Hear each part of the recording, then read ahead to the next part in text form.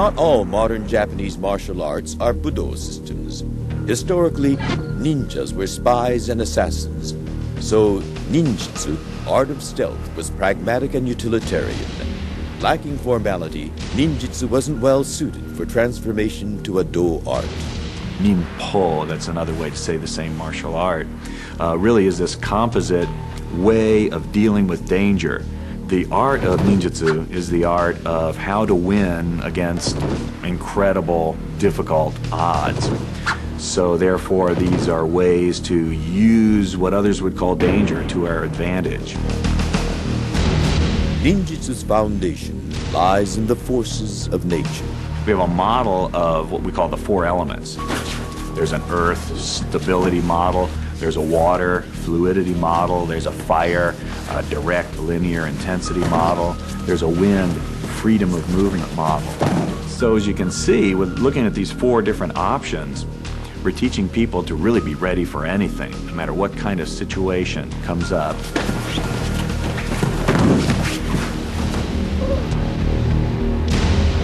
Although there are several schools of Jiu-Jitsu, one legend claims it evolved from a ninjutsu style that emphasized bone-breaking techniques. Traditionally, the body is used as leverage against a strong attack, but in small circle Jiu-Jitsu, a style founded in the 1940s by Wally J., one can gain power over an attacker simply by gaining dominance over one finger. It's called palming, and this is the dance of pain. I was trying to control a guy not to hurt him anywhere necessary. I do what you call transition from one technique to the next one. In other words, I put a hold on a person and he resists me, I just change the technique. And it's so simple, it's done with the fingers and the hands. No strength involved. I'm using heat strength all the time. Today, some consider Jiu-Jitsu the most effective form of self-defense. We have a solution for every imaginable situation. So it doesn't matter if it's a headlock, a bear hug, some kind of a collar grab, a punch, a kick, a headlock on the ground. It doesn't matter what situation you're in. We always have an easy and effective way to escape. Jiu-Jitsu was introduced to Brazil in the early 1900s by a Japanese fighter, Issei Maeda. My grandfather was a politician, helped the Japanese gentleman get established in Brazil, and then to show his gratitude, he started teaching the traditional Jiu-Jitsu to my uncle Carlos. In the mid-1920s, Carlos Gracie opened the Gracie Jiu-Jitsu Academy in Rio de Janeiro. But it was his brother Elio who would one day be honored as Brazil's first national sports hero for his achievements in Jiu-Jitsu. My father, I feel, improved Jiu-Jitsu in a sense that when he watched my uncle Carlos teach classes, and my uncle was using the traditional Jiu-Jitsu from Japan, those techniques were not so easy to apply that would require absolutely no strength. So what he needed to do is to, improve those moves so they could be executed by a small man like him. The Gracie Academy quickly became a training and proving ground for self-defense techniques used by the country's army. Elio Gracie passed on the martial art he crafted to his children, who would one day carry on the Gracie tradition in America. In 1882, Dr. Jigoro Kano selected the safest grappling techniques from Jiu-Jitsu to form a new Budo he called Judo.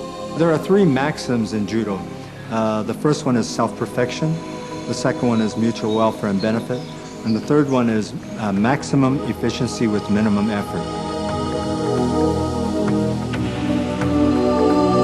From the beginning, Judo was designed not only as an art, but as a sport. It became the first Asian martial art to be practiced worldwide by both men and women. And so far, it is the only martial art that is an official Olympic event. Judo's techniques are throws, pins, arm locks, and chokes.